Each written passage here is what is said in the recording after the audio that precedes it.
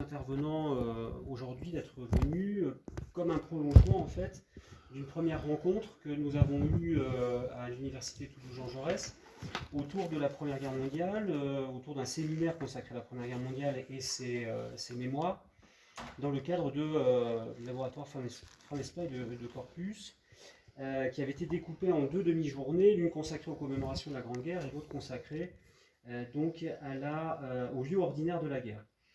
Et donc, collectivement, nous nous sommes posé la question, nous étions deux intervenants, sur le lien, évidemment fondamental pour vous, entre mémoire et histoire, hein, on en a parlé cette année au premier semestre, qui s'est posé à chaque journée avec beaucoup d'acuité. Et donc, l'importance des sources de l'historien et son rapport au témoin, qui est un acteur important de la mémoire, dépositaire d'une expérience des événements dont il a été l'acteur. Donc ces témoins ont une expérience livrée brute sur le moment ou bien des années après, et les supports sur lesquels sont couchés cette mémoire sont tout à fait divers. Ça peut être l'écrit, la photographie, l'art en général, ou la parole orale, c'est-à-dire l'expérience en fait de la parole qui est transmise aux historiens ou à toute autre personne. Donc le triptyque historien, témoin, support doit être complété, il nous semble, par la problématique de l'invention en fait du témoignage. Est-ce que le témoin sort tout armé avec sa mémoire? Est-ce qu'il sort tout armé de la cuisse de Jupiter? Ou est-ce qu'il est créé en fait le témoin par l'historien qui vient l'interroger, ou en tout cas qui interroge son expérience sur tous les supports que je viens de citer? Et la question de cette invention du témoignage va avec celle de sa médiation, et là on rentre dans votre sphère première, et sa conservation, sa mise à disposition du public.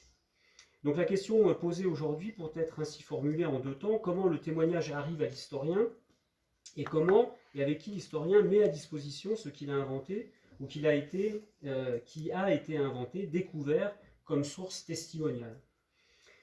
Avec donc différentes étapes: la découverte du témoignage, définie comme telle, la collecte, la mise à disposition, la communication dans une salle de lecture, d'archives par exemple, ou sa publication. Donc en gros, l'édition en fait du témoignage et sa mise à disposition par l'historien en direction, ou les archivistes en direction du grand public. Et quelles sont toutes les démarches différentes, complémentaires, qui accompagnent cette publication, cette édition, cette mise à disposition du témoignage? Comment est-ce que ça se déroule? On va essayer de rentrer, de mettre les mains dans le moteur cet après-midi, pour voir comment on édite ces témoignages. Alors, l'intérêt du témoignage sur la période qui nous intéresse, c'est-à-dire la Première Guerre mondiale, elle naît pendant la guerre elle-même, puisqu'on pourrait qualifier, mais je ne vais pas rentrer dans les détails ici, la Grande Guerre d'une guerre mémoire, où la mémoire et le témoin jouent d'emblée une place et une partition importante. Dans les années 1920, l'œuvre de Jean Norton Crue en particulier est tout entière centrée sur cette figure du témoin dans le cadre de la Grande Guerre, avec son livre Témoin qui est publié donc en 1929, et qui justement nous explique ceux qui sont de bons témoins ou ceux qui ne le sont pas, en fonction de leur place dans la guerre. Alors vous avez par exemple donc le livre, la couverture originale qui est présentée ici, avec deux témoins. Le bon témoin, on va dire même le meilleur témoin pour Jean Norton Crue, qui est Maurice Genevoix, et qui publie dès 1916 son expérience de la guerre. Alors, pour Crue, le bon témoin, c'est tout homme qui a fait partie des troupes combattantes, je le cite, page 10, ou qui vit avec elles sous le feu, aux tranchées ou au cantonnement, à l'ambulance du front, aux petits états-majors, l'aumônier, le médecin, le conducteur d'auto-sanitaire, sont des combattants. Le soldat prisonnier n'est pas un combattant, le général, on pourrait évidemment critiquer, travailler et discuter cette question-là. Le général commandant le corps d'armée non plus, ni tout le personnel du grand quartier général. La guerre elle-même a imposé cette définition fondée sur l'exposition au danger et non plus sur le port des armes qui ne signifie plus rien. Donc, on a d'un côté le bon témoin, Maurice Genevoix, qui va raconter en 5 volumes ceux de 14, et puis Jacques Péricard, souvenir et impression d'un soldat en guerre, avec cette phrase debout les morts, et qui va enjoliver son expérience de soldat pour en faire finalement une œuvre littéraire, idéologique, etc. etc. On ne va pas rentrer dans les détails, mais on voit bien que ces deux témoignages ont été publiés dès la guerre pour les deux. Et par exemple, celui de Jacques Péricard a été republié récemment à la Bibliothèque nationale de France. Donc on voit aussi tout de suite avec ce premier point qu'il y a une vie après la première publication, il y a une vie du livre. Et ça va nous intéresser aussi, une vie du témoignage qui parfois échappe même aux témoins en particulier.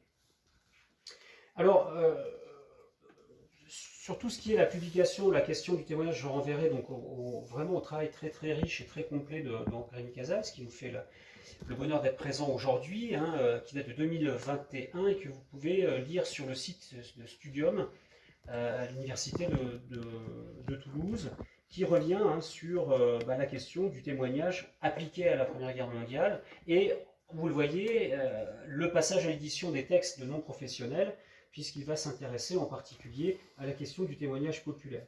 Et on verra justement que l'accès à l'édition a été un des premiers problèmes pour les témoins des classes populaires en particulier.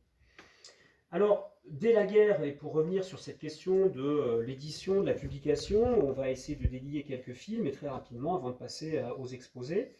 Dès la guerre, donc, la concurrence entre les maisons d'édition est féroce, puisqu'il s'agit de répondre à une demande de l'arrière, d'avoir la possibilité de voir ou de lire la guerre. À l'époque, les journalistes sont interdits de front, et ce sont des actualités officielles qui parviennent à l'arrière, et donc les maisons d'édition, comme les journaux d'ailleurs, vont aller puiser dans l'expérience des soldats, dans leurs lettres, dans leurs correspondances, dans leurs carnets, de quoi alimenter en fait la demande du public de témoignages. Et donc on va voir, on l'a vu avec Maurice Genevoix, la multiplication d'éditions de témoignages directs de soldats. Des écrivains vont s'engouffrer dans la brèche et dans ce qu'on peut appeler un nouveau marché, le marché du témoignage, avec des écrivains qui étaient déjà consacrés, Henri Barbus en particulier par exemple, mais d'autres avec lui, et de nouveaux écrivains qui vont se révéler dans la guerre, Maurice Genevoix par exemple.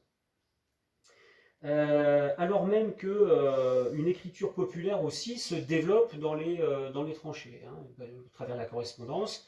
On se souvient du mot de Dorgelès disant que même les ferblantiers se mettent à écrire, c'est-à-dire des gens qui étaient tout à fait éloignés de l'écriture, qui vont se mettre à écrire et à diffuser surtout leurs témoignages en direction de leur famille, parfois même en direction d'un cercle plus large.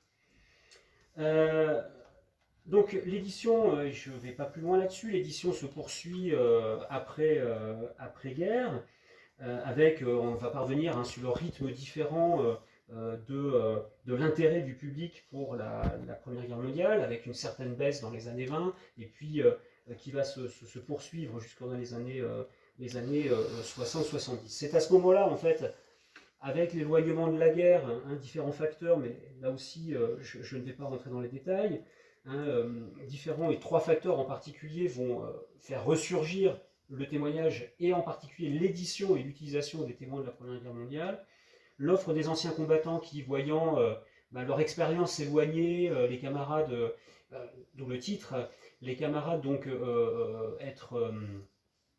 disparaître, vont remettre sur le devant de la scène leur témoignage. C'est dans les années 60, le mémorial de Verdun par exemple qui est inauguré. C'est aussi donc ce livre de Roger Boutefeu qui va reprendre justement des témoins oraux, en particulier, ou écrits, et qui va en faire une sorte d'anthologie ici avec d'autres. Je n'ai pas le temps de revenir en détail sur les ouvrages qui vont être publiés autour des témoignages de soldats. La demande des familles également, puisque dans les années 60, 70, 80, on va avoir la troisième génération qui va arriver, qui va retrouver dans les armoires, dans les greniers, des anciens témoignages de soldats qui vont interviewer aussi ou interroger les arrière-grands-parents, par exemple, ou les grands-parents sur leur expérience du conflit. Et donc on va avoir une nouvelle demande en fait familiale autour et du public en règle générale pour le témoignage. Et puis il va y avoir aussi le renouvellement des historiens qui vont travailler sur le conflit, avec également, en termes d'historiographie, hein, l'arrivée dans les années 70 de l'histoire des mentalités, par exemple, mais je ne vais pas y revenir non plus, qui fait qu'on va s'intéresser là aussi aux témoignages plus populaires, hein, et remettre, et ça Rémi Casals va en parler tout à l'heure, pour Louis Barthas. Donc en fait, le vœu de Jean Norton Creux de retrouver les témoignages normands à la fin des années 20 eh ben, va se retrouver à travers aussi des thèses, celle d'Antoine Pro ici, il y aurait celle de Jules Morin également, hein, dans les années 70, début des années 80 en particulier. Donc Louis Barthas, nous en avons parlé. Donc un mouvement d'édition qui va être, donc je viens de dire, associé à l'université aussi. De nombreux travaux vont se multiplier, notamment à l'université de Toulouse, le Mirail, sous l'influence et la maïstra de Rémi Casals, hein, puisqu'il va y avoir à la fois des témoignages populaires qui vont être inventés, découverts, et qui vont être étudiés par des étudiants, justement, et qui vont être parfois publiés, hein, pour être mis à la disposition justement du plus grand nombre. Donc ça c'est intéressant de voir que des travaux à l'époque de maîtrise ou de DEA pouvaient donner lieu à des ouvrages qui ensuite étaient publiés avec l'aide d'associations ou de maisons d'édition. Alors je vais terminer là-dessus mon exposé parce que j'avais beaucoup d'autres choses à dire, mais je vous renvoie à ce que Rémi Casals a écrit pour dire qu'il y a d'autres facteurs qui ont participé donc, à cette remise au goût du jour des témoignages dans les années 90, la polémique, on y reviendra, hein, sur la dictature du témoignage portée par certains historiens qui vont ramener la lumière sur les témoignages et notamment les témoignages populaires. Le rôle des associations, hein, des associations locales, des associations régionales, qui vont œuvrer donc j'en ai quelques exemples ici, qui vont œuvrer à la mise en lumière de témoignages. Vous avez par exemple Bretagne 14-18, vous avez le Soissonnais 14-18, vous avez deux exemples ici. Et également donc, des petites maisons d'édition, mais qui ont, on en a parlé encore à midi, qui ont un réseau de lecteurs 14-18 qui vont encore aujourd'hui participer à la publication de mémoires, de journaux, de correspondances de soldats. Alors là aussi, puisqu'on met la main dans le moteur, ce qui est intéressant avec Je t'écris de Vingré, c'est que ces publications, prises en charge ici par des associations locales, vont être aussi en fait travaillées par des amateurs éclairés, hein, et ils vont être parfois repris en fait par des productions culturelles. Par exemple, Je vous écris de Vingré, Je t'écris de Vingré, pardon, ce sont des lettres, donc les lettres de Jean Blanchard avant son exécution, un fusillé pour l'exemple, et qui va être repris par Pierre Lemaître, hein, dans le titre de son ouvrage qui aura le prix Goncourt en 2013, qui s'appelle Au revoir là-haut. Hein, donc, oui, c'est ça, Au revoir là-haut. Et donc, il termine, en fait, c'est une lettre de Jean Blanchard. Donc, vous voyez, c'est intéressant parce qu'on voit que la mise à disposition du public par l'édition de ces carnets va aussi déclencher une autre vie pour ces témoignages et participer à la connaissance de 14-18. Enfin, signalons aussi que les temps de commémoration vont aboutir là aussi à ce que des maisons d'édition s'intéressent en fait aux témoignages populaires. Un centenaire en particulier, hein, celui de 14-18, a été pour cela extrêmement riche en publications.